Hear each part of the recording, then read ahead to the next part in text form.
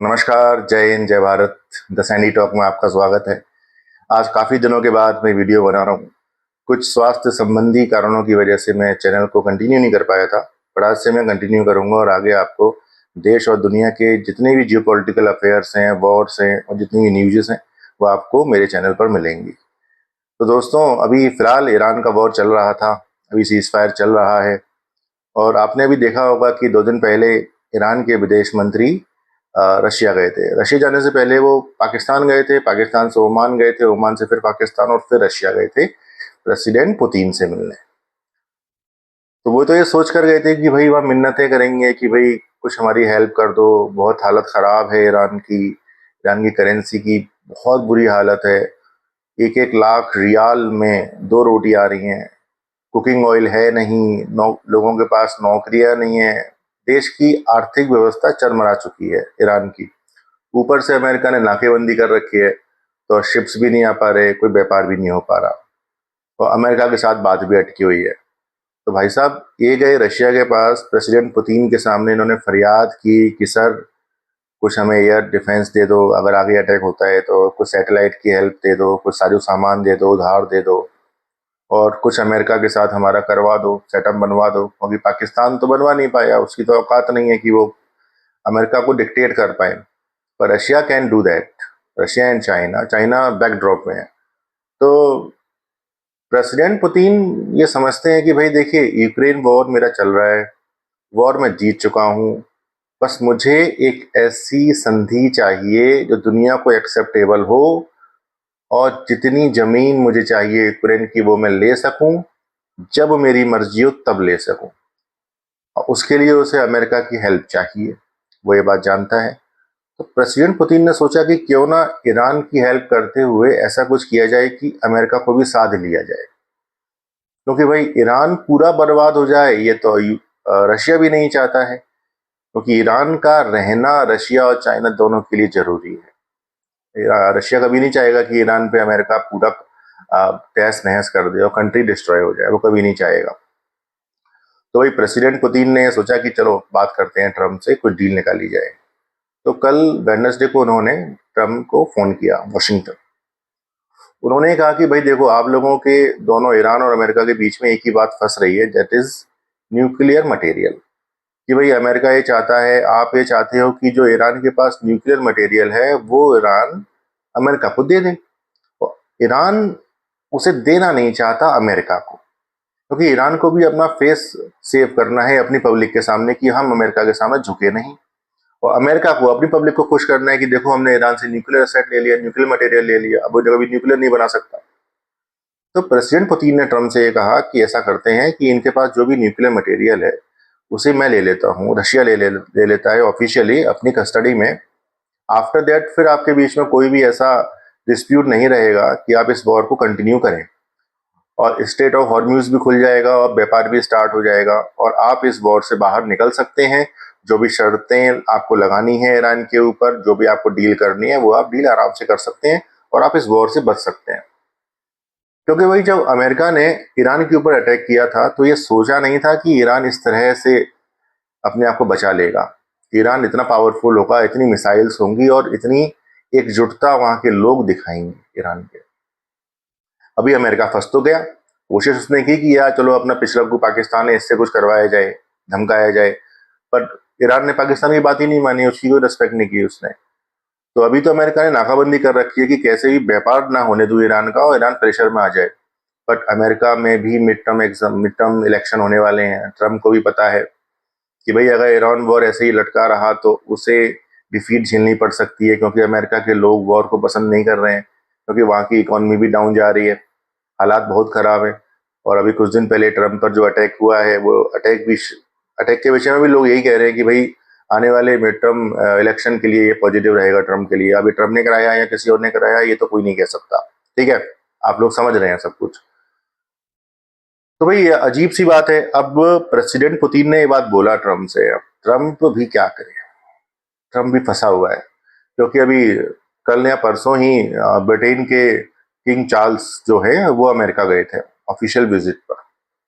तो उन्होंने publicly Trump से एक ऐसी बात कह दी, इतनी दिलचस्प बात उन्होंने कह दी कि ट्रम्प अपना चेहरा मुंह मतलब बना के ही रह गया।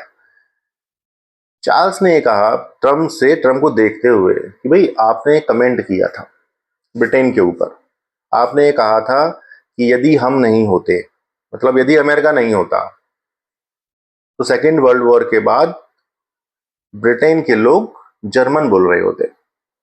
इसका मतलब है कि अगर यूएस नहीं होता तो भाई सेकेंड वर्ल्ड वॉर में जर्मनी, जो हिटलर का जर्मनी था, वो ब्रिटेन पे अटैक करके उस पर कब्जा कर लेता और बाकी सभी लोग भी जर्मन बन जाते, जर्मनी बोल रहे होते आप लोग, जो आप इंग्लिश बोल रहे हो। तो किंग चार्ल्स ने ट्रम्प से ये कहा कि आपको ये याद रखना चाहिए कि कुछ सैकड़ों साल पहले, 100-200 साल पहले, अगर ब्रिटेन नहीं होता तो आज अमेरिकन फ्रेंच बोल रहे होते। उन्होंने याद दिलाया ट्रम्प को कि 200 साल पहले अगर हम नहीं होते तो फ्रांस का शासन होता अमेरिका पे और आप सभी लोग फ्रेंच बोल रहे होते। तो उसका ये कहना था कि याद रखा करो भाई, हमने कितनी हेल्प की है आपकी पहले, और आज आप हमको गिना रहे हो कि हमने कितनी हेल्प की। किंग चार्ल्स ने एक और बात कही जो काफी दिलचस्प थी। उन्होंने ये कहा कि सेकेंड वर्ल्ड वॉर के बाद जब नाटो को बनाया गया, आफ्टर दैट कोरियन वॉर हुआ हो, वियतनाम वॉर हुआ हो, या कोल्ड वॉर जो सोवियत संघ के साथ था, या अफगानिस्तान वॉर हो, हमने आपका हेल्प किया नाटो में रहते हुए। आफ्टर 9/11 अटैक, हमने नाटो का जो आर्टिकल 5 है उसे हमने माना और आपके साथ मिलकर हमने इराक और अफगानिस्तान पे बॉम्बिंग की और अटैक किया, आपका पूरा साथ दिया।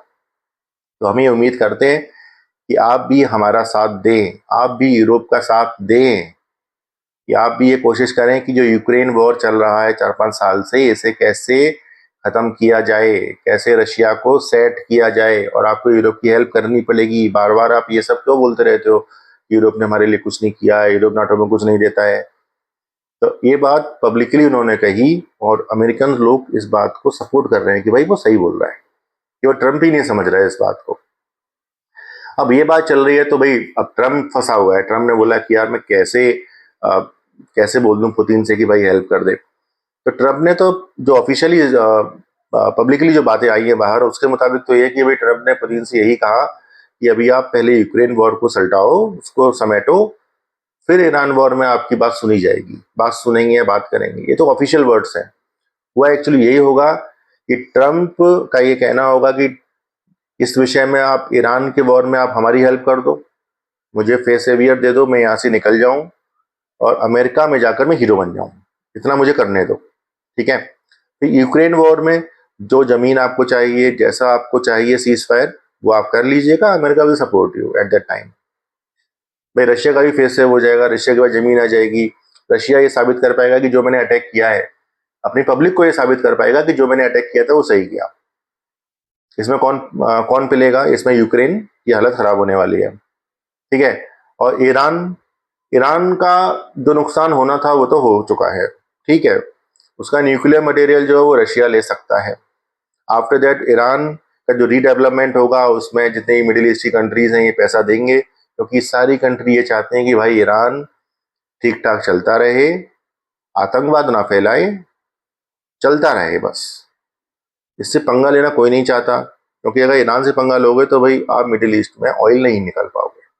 ये सारी मिडिल ईस्ट की कंट्री जानती हैं कितनी मिसाइलें उसने मारी हैं दुबई में और बहरीन में, कि लोग अब ये सोचना भूल गए कि भाई ये तो वर्ल्ड लेवल की सिटीज थी वर्ल्ड की, अब दूसरी सिटीज बनानी पड़ेंगी।